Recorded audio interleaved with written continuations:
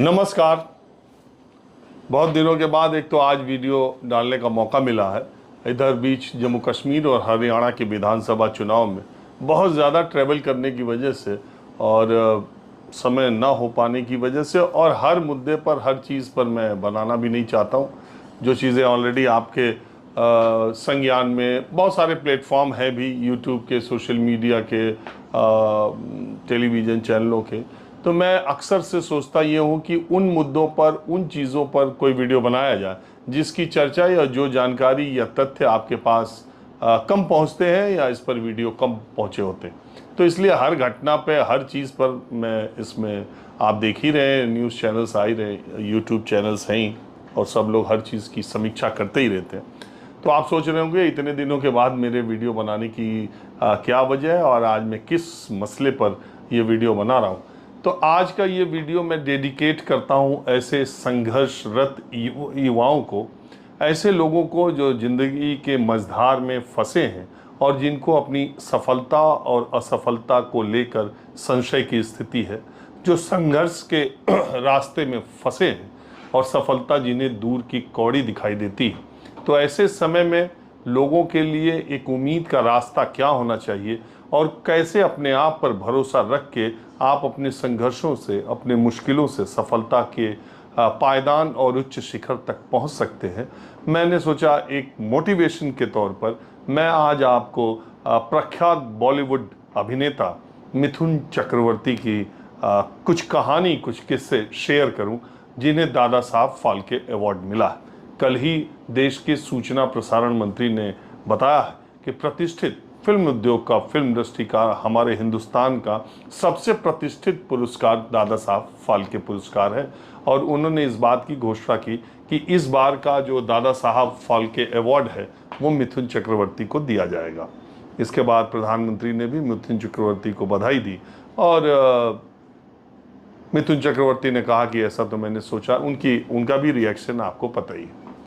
बात मिथुन चक्रवर्ती को दादा साहब फाल्के अवार्ड मिलने की नहीं है। दादा साहब फाल्के, आप जानते हैं, भारतीय सिने जगत की शुरुआती सबसे बड़ी हस्ती थे। उन्होंने ही राजा हरिश्चंद्र फिल्म बनाई थी और उस जमाने में शुरुआत उन्होंने भारतीय फिल्म उद्योग की। उस जमाने में 15,000 रुपये लगाकर 30 के दशक में उन्होंने राजा हरिश्चंद्र बनाई थी। बाद में 1969 से दादा साहब फाल्के अवार्ड देने की परंपरा शुरू हुई और बड़े बड़े फिल्म सितारों को, रजनीकांत को, अमिताभ बच्चन को, विनोद खन्ना को, वहीदा रहमान को, आशा पारेख को, शम्मी कपूर को, राज कपूर को, राजकुमार को, दिलीप कुमार को, मनोज कुमार को, यानी जो बड़ी हस्तियां हैं, दादा साहब फाल्के अवार्ड 50 के से ज़्यादा हस्तियों को ये अवार्ड मिल चुका है। मृणाल सेन को, मतलब सब जो नाम, कितने के नाम मैं गिनाऊँ आपको। ऐसे में मिथुन चक्रवर्ती को ये जब पुरस्कार मिला और मैं सफ़र कर रहा था गाड़ी में, और जब मैंने ट्वीट देखा अश्विनी वैष्णव का, या अपने चैनल के न्यूज़ ग्रुप में, व्हाट्सएप में शायद मैंने देखा कि मिथुन चक्रवर्ती को दादा साहब फाल्के अवार्ड मिला है, तो मैंने एक उनकी बायोग्राफी पढ़ी थी। उनके ऊपर एक किताब, 2-3 किताबें मैंने मिथुन चक्रवर्ती की पढ़ी है, क्योंकि मुझे मिथुन चक्रवर्ती के जीवन में जितना उतार चढ़ाव, देखिए, अगर आप आज के सफल लोगों की ज़िंदगी को देख रहे हैं, लेकिन वो यहाँ तक पहुँचने में कितने उतार चढ़ाव और संघर्षों वाली ज़िंदगी है, जब आप वो जानते हैं और तब आपको तब आपको उस आदमी से, अगर आपने भी जीवन में संघर्ष किया और बहुत अप्स एंड डाउन्स आपकी ज़िंदगी में आए, तो आप बहुत अपने आप को कोरिलेट कर पाते हैं। जैसे ही मैंने मिथुन चक्रवर्ती का वो दादा साहब फाल्के अवार्ड का सुना, तो मुझे मृगया फिल्म के बाद मृणाल सेन, जो कि शायद मिथुन चक्रवर्ती भारत के ऐसे पहले अभिनेता हैं जिनको अपनी ही पहली फिल्म उन्होंने जो डेब्यू किया था, उसी फिल्म में उनको राष्ट्रीय अवार्ड मिला था। फिल्म एक्टिंग का नेशनल अवार्ड, उन्हें राष्ट्रीय पुरस्कार मिला था। तो मुझे वो किस्सा याद आ गया कि मृणाल सेन ने मिथुन चक्रवर्ती को जब फ़ोन किया और उनको कहा कि तुम्हें पहली ही फिल्म में अवार्ड मिल गया, नेशनल अवार्ड एक्टिंग का, तो मिथुन चक्रवर्ती ने पूछा बंगाली में कि इसमें पैसा भी मिलेगा?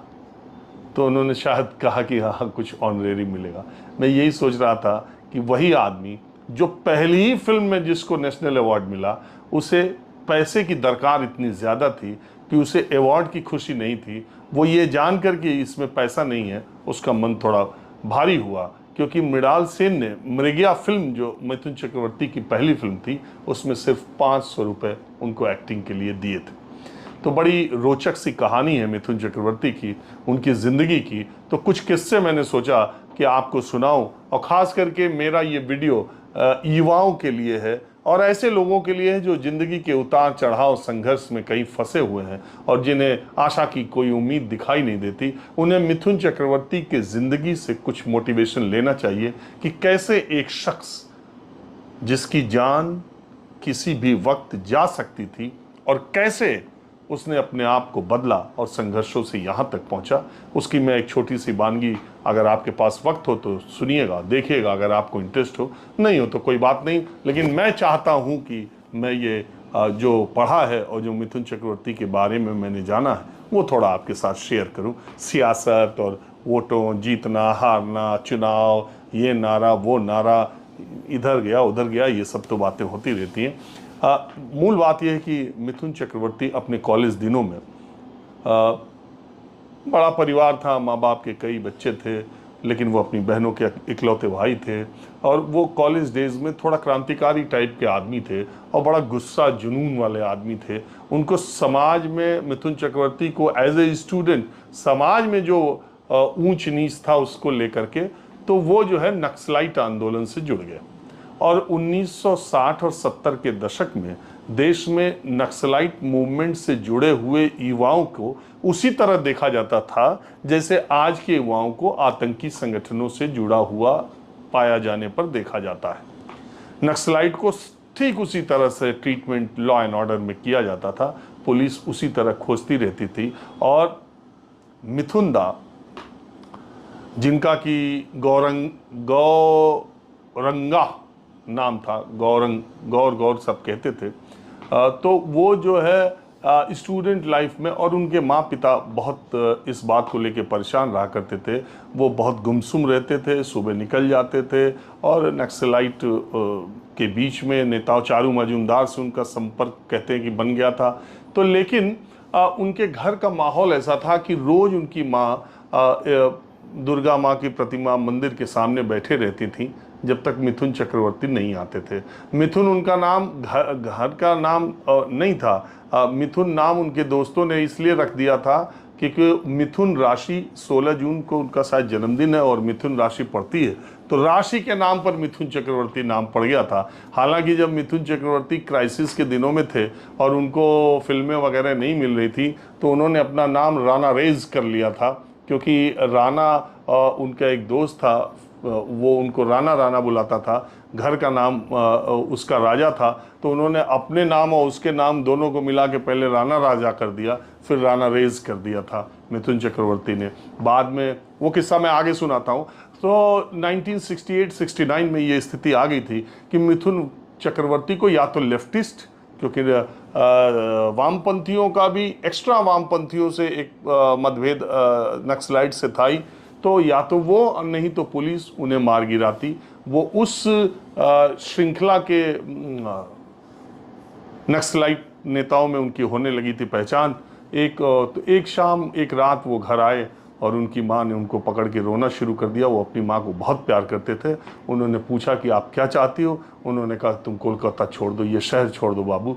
तो वो तुरंत ही उन्होंने एक अपना बैग और अपना एक छोटे मोटे सामान लेकर के मुंबई मेल से मिथुन चक्रवर्ती रवाना हो गए। उन दिनों का अगर आप उनके इंटरव्यूज़ या उनके संस्मरण सुनेंगे तो उस पूरी ट्रेन यात्रा का बहुत सजीव वर्णन करते हुए मिथुन चक्रवर्ती बोलते हैं कि हर स्टेशन पर वो उतरते थे, कभी बाहर गए नहीं थे, कभी दुनिया देखी नहीं थी, लेकिन अपनी माँ और अपनी बहनों के आंसू उन्हें याद आते थे। और उन्होंने एक नया प्रण करके चला था कि अब मुझे ज़िंदगी को कुछ दूसरे पटरी पर लेके आना है। जब मुंबई वो पहुँचे अपने एक चाचा के पास, कुछ चाचा ने के पास अपने पिता का लेटर उन्होंने दिखाया, उन्होंने रखा तो, लेकिन उनके घर का जो माहौल था, मिथुन चक्रवर्ती समझ गए कि इस घर में मुझे ज़्यादा दिन रह नहीं सकता। तो वो सुबह ही सुबह ब्रेकफास्ट करके निकल जाते थे, वहाँ झूठ बोलते थे कि मैं नौकरी खोजने जा रहा हूँ, और दिन भर वो इधर उधर करके रात को आते थे। कुछ लोगों से मिलते जुलते, समझ में तो आता नहीं था कि करना क्या है क्या नहीं करना है। तो एक दिन उनके उस चाचा ने कहा कि तुम जो है तुम नक्सलाइट मूवमेंट में थे? तो इन्होंने कहा नहीं ऐसे नहीं था, और ये वो। तो उन्होंने कहा नहीं, तुम नक्सलाइट मूवमेंट में थे और पुलिस बहुत खोजती है, हम तुमको अपने घर में नहीं रख सकते। तो फिर उनका घर भी छोड़ दिया। फिर ये एक दूसरे चाचा के यहाँ गए, वहाँ भी ठीक से नहीं इनके साथ। ये वहाँ से लौट रहे थे तो कुछ रास्ते में बंगाली लोग आपस में बंगाली में बात कर रहे थे। मिथुन चक्रवर्ती ने उन्हीं लोगों से अपनी जान पहचान की, और उसमें एक फिल्म प्रोड्यूसर थे, उनका जो है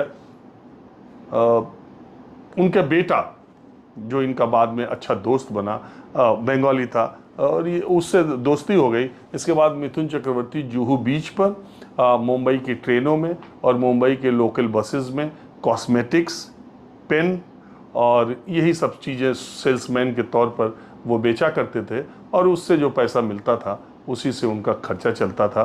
कई बार मिथुन चक्रवर्ती पार्क्स में, अच्छा बहुत लंबे समय तक मिथुन चक्रवर्ती, आपको शायद ये यकीन ना हो, लेकिन सुलभ शौचालयों में, पब्लिक टॉयलेट्स में सुबह सुबह मिथुन चक्रवर्ती फ्रेश होते थे, नहाते थे और कपड़े बदलते थे। दिन में दोपहर का खाना खा के किसी पानी की टंकी के नीचे या लोकल स्टेशन पर वो प्लेटफॉर्म टिकट लेकर के सोते थे। रात में भी बहुत दिनों तक उन्होंने ऐसा किया। जब उन्होंने मकान किराए पर लिया बहुत दिनों के बाद, तो उसके बाद उनकी ज़िंदगी थोड़ी सेटल हुई। लेकिन वही दोस्त जो फिल्म प्रोड्यूसर दीपक नाम था उस दोस्त का, जब उन्होंने कहा कि दीपक तुम मुझे FTTI का फॉर्म भर सकते हो, मुझे एक्टिंग के लिए जाना है। तो जब मिथुन चक्रवर्ती का फॉर्म भरा गया तो उस फॉर्म को भरने के लिए पैसे चाहिए थे, और उन्होंने अपने पिता को लेटर लिखा। उनके पिता ने, और चूंकि कोलकाता उन्होंने अपना परमानेंट एड्रेस दे दिया था, इसलिए पिता को बताना ज़रूरी था। लेकिन वो 71 का दिन था, 71 का जो बैच था उसमें चूंकि वो कोलकाता में थे और कोलकाता में इंटरव्यू नहीं हो सकता था, इसलिए मिथुन चक्रवर्ती, हालांकि उनके पिता ने ऐतराज़ किया था, लेकिन मिथुन चक्रवर्ती मानने वाले कहाँ थे। 1972 का जो FTTI का film and television institute Pune का जो एक्टिंग का डिप्लोमा कोर्स था, उसके लिए मिथुन चक्रवर्ती ने अप्लाई किया, और अप्लाई करने के बाद कोलकाता में जो दो लोग इंटरव्यू लेने के लिए गए, उसमें एक ऋषिकेश मुखर्जी और दूसरी जया भादुड़ी, अमिताभ बच्चन की पत्नी, ये दो लोग इंटरव्यू करने के लिए गए। और वहाँ पर मिथुन चक्रवर्ती ने थोड़े देर का अपना अपीयरेंस दिखाया, और जया भादुड़ी ने कहा यू आर सेलेक्टेड, और इसके बाद वो यहाँ पर आए। गिरीश कर्नाड FTTI पुणे के प्रिंसिपल थे, वहाँ एडमिशन लिया। लेकिन अब गरीब घर का लड़का और शक्ल से काला, लंबा, हिंदी बोलने का तरीका नहीं, बंगाली एक्सेंट में हिंदी बोलना, और वहाँ पर FTTI में सब बड़े घरों के लड़के, बड़े शहरों से आए लड़के, उनका एटीट्यूड मिथुन चक्रवर्ती के लिए ठीक नहीं रहा करता था। वो अलूफ, एलिनेटेड अपने को फील किया करते थे। लेकिन मिथुन चक्रवर्ती ने ठान रखा था, उस वक्त शक्ति कपूर भी उनके अच्छे दोस्त थे। मिथुन चक्रवर्ती एक बार मुंबई गए, उन्होंने जानबूझ के अपने 2 कपड़े नए सिलवाए और एक 5 स्टार होटल में जाके अपना हेयर कट कराया, और उसके बाद से आए तो थोड़ा उनमें कॉन्फिडेंस आया। वो प्लेयर बहुत अच्छे थे, FTTI में वो वहाँ पर टीम के कैप्टन भी थे। और धीरे धीरे एक इंसिडेंट ऐसा हुआ कि रैगिंग के दौरान बंगालियों के बारे में किसी ने कुछ बोला, तो मिथुन चक्रवर्ती की शुरू से जो आदत थी, उनको गुस्सा आ गया। उन्होंने वो जाके कहा कि अगर आज के बाद बंगालियों के लिए एक शब्द में निकाला तो तुम्हारे चेहरे का ज्योग्राफी बिगाड़ दूंगा। गिरीश कर्नाड को जब ये पता चला तो मिथुन चक्रवर्ती को ये लगा कि गिरीश कर्नाड शायद उनको सजा देंगे, लेकिन गिरीश कर्नाड ने उनको अप्रिसिएट किया। और उसके बाद जब वो FTTI से बाहर आए, वो भी बड़ी संघर्ष की कथा। हेलन, आप जानते हैं, जो डांसर के तौर पर उनका अपना एक जो कैबरे हेलन डांस करती थी, उन्होंने अपने एक हॉल में, मुंबई का जो बहुत फेमस हॉल है, उसमें वो एक प्रोग्राम कर रही थी, उसमें उन्होंने राणा रेज न कह के मिथुन चक्रवर्ती कह के 30 मिनट्स का एक solo dance performance Mithun Chakraborty के लिए दिया। और जो डांस उसमें मिथुन चक्रवर्ती ने किया, अगले दिन के जितनी फिल्मी पत्र पत्रिकाओं का जो पोर्शन था न्यूज़पेपर्स में, उसमें मिथुन चक्रवर्ती हेडलाइंस के तौर पर आए। और तमाम जो फिल्मी रिपोर्टर गए थे उस इवेंट को कवर करने, उन्होंने माउथ पब्लिसिटी करनी शुरू कर दी, लोगों से कहना शुरू कर दिया, यार क्या जबरदस्त डांस किया था उस लड़के ने यार, 30 मिनट्स तक एकदम जबरदस्त परफॉर्मेंस, ऐसा हेलन को भी पीछे छोड़ दिया, ऐसे वैसे। ये बात 20 सुभाष तक के कानों तक पहुंची और लोगों ने उनको जब कहा कि वो गजब का डांस परफॉर्मर है, फिर 20 सुभाष ने मिथुन चक्रवर्ती को 1982 में डिस्को डांसर में लॉन्च किया। और उसके बाद की कहानी आपको पता है कि डिस्को डांसर 1982 में रिलीज़ होने के बाद उसने शोले फिल्म का रिकॉर्ड तोड़ा, पहली फिल्म हिंदी फिल्म इंडस्ट्री की जिसने 100 करोड़ रुपए कमाए। और फिर इसके बाद मिथुन चक्रवर्ती का जो सफ़रनामा है वो आगे बढ़ गया। और बात यह कि उन्हें पहली फिल्म जो बंगाली मिली थी मृगया, तो जब वो 72 बैच में थे, 74 में पास आउट हुए थे, तो जो पासिंग आउट होता है, सर्टिफिकेट बांटने वाला कार्यक्रम होता है, उसमें प्रख्यात बांग्ला फिल्म निर्देशक मृणाल सेन भी थे और उन्होंने देखा हुआ था। फिर उन्हें पता चला, वो एक दिन बैठे बैठे मृगया फिल्म का जब वो जो मुख्य किरदार है उसके बारे में सोचते सोचते उन्होंने कहा वो 74 के पास आउट परेड में एक बंगाली था, एम से उसका नाम था, काला काला सा था, सांवला सा, वो इस फिल्म के लिए, चूंकि वो आदिवासी कैरेक्टर था इसलिए उन्होंने वो सोचा कि वो लड़का ठीक होगा। उन्होंने अपने एक सहयोगी को, मित्र को वहाँ पे पुणे में और मुंबई में कहा कि उस लड़के को खोजो, उसका नाम एम से है, वो बंगाली है, वो 74 का पास आउट है। जब ये चर्चा वहाँ चलने लगी तो मिथुन चक्रवर्ती को पता चला, उसकी फ़ोटो भेजने के बाद वही बेवकूफ़ी जो हम लोग आप लोग सब करते हैं मिथुन चक्रवर्ती ने भी की, खटाखट फ़ोटो अपने ही से खिंचवाया, जो जैसा मिला फोला लेट ना हो जाए उसने भेज दिया। जब भेज दिया तो उसे लगा कि इस फोटो पे तो मैं रिजेक्ट हो जाऊंगा। मिथुन चक्रवर्ती तुरंत मृणाल सेन के घर कोलकाता पहुंच गए और उन्होंने कहा कि मेरे फोटो पर मत जाना, मेरा अपीयरेंस और मेरे को देख लो दादा। फिर मृणाल सेन ने उनको अपनी फिल्म में लिया और अब 25 दिनों की पहले ही जो शूटिंग हुई थी उसमें इतना इम्प्रेस किया मृणाल सेन ने कि शूटिंग के दौरान ही मृणाल सेन ने मिथुन चक्रवर्ती से कहा था कि इस फिल्म के लिए तुम्हें अवार्ड मिलेगा। उन्हें नेशनल अवार्ड मिला।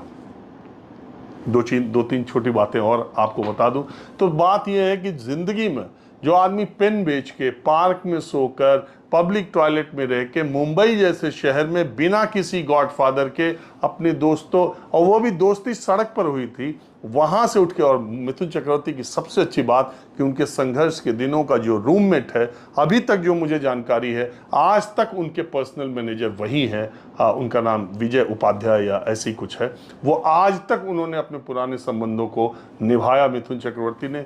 दूसरी बात, एक मज़ेदार बात और बताता हूँ, योगिता बाली जो कि उनकी पत्नी है, एक्ट्रेस, उनकी शादी किशोर कुमार से हुई थी, लेकिन शादी ज़्यादा दिन तक चली नहीं, 2 दिन तक चली। योगिता बाली को मिथुन चक्रवर्ती बहुत पसंद करते थे। वो एक फिल्म की शूटिंग के लिए ऊटी गए, वहीं पर उन्होंने प्रपोज किया और वहीं पे कहा कि अगर हम शादी करेंगे तो यहीं घर बनाएंगे। फिर ऊटी में उन्होंने अपनी प्रॉपर्टी बनाई, मोनाक होटल जो कि बहुत फेमस है, उस होटल को बनाया। अब वहाँ रहते भी हैं, स्वास्थ्य की, पैनक्रियाज की और भी उनको दिक्कतें हैं, वहाँ वो रहते भी हैं, एलर्जी की भी दिक्कत है। और मोनाक होटल में शुरुआती दौर में और अभी पीछे के कुछ दिनों तक अभी भी मिथुन चक्रवर्ती भेष बदलकर, कभी कभी वेटर के तौर पर, कभी कभी दूसरे तौर पर उस होटल में रुके व्यक्तियों से पूछने के लिए जाते हैं कि आपको होटल की सर्विस कैसी लगी, आपको कोई शिकायत है तो बताइए। इस तरह एक बार वो पूछने गए, उन्हें मालूम नहीं था, तो उस जो डिस्को डांसर के डायरेक्टर थे उस होटल में रुके हुए थे, तो उन्हीं से उनके कमरे में मिथुन चक्रवर्ती पूछने चले गए, जबकि उनको मालूम नहीं था। तो योगिता बाली से उनकी शादी हुई। योगिता बाली की सेकंड मैरिज थी, किशोर कुमार की वो वाइफ थी, डिवोर्स हो गया 2 साल के बाद। फिर योगिता बाली और मिथुन चक्रवर्ती की शादी हुई। किशोर कुमार इस शादी से इतने नाराज हुए कि एक बंगाली उनकी जो है पूर्व पत्नी से अफेयर और शादी है, उन्होंने ताजिंदगी, ये भी आपको फैक्ट नहीं मालूम होगा, किशोर कुमार ने उस इंसिडेंट के बाद ताजिंदगी मिथुन चक्रवर्ती के लिए एक भी गाना नहीं गाया। इसकी वजह से बप्पी लाहिड़ी, तो तमाम जो अजीज और बीच के जो सुदेश भोसले और तमाम लोग, जब उन्होंने शादी की उसके बाद से मिथुन चक्रवर्ती के लिए किशोर कुमार ने एक भी गाना नहीं गाया। अब बात ये आती है कि एक शुरुआती दौर का नक्सलाइट, अल्ट्रा लेफ्टिस्ट विचारधारा का व्यक्ति अपने उम्र के दूसरे मतलब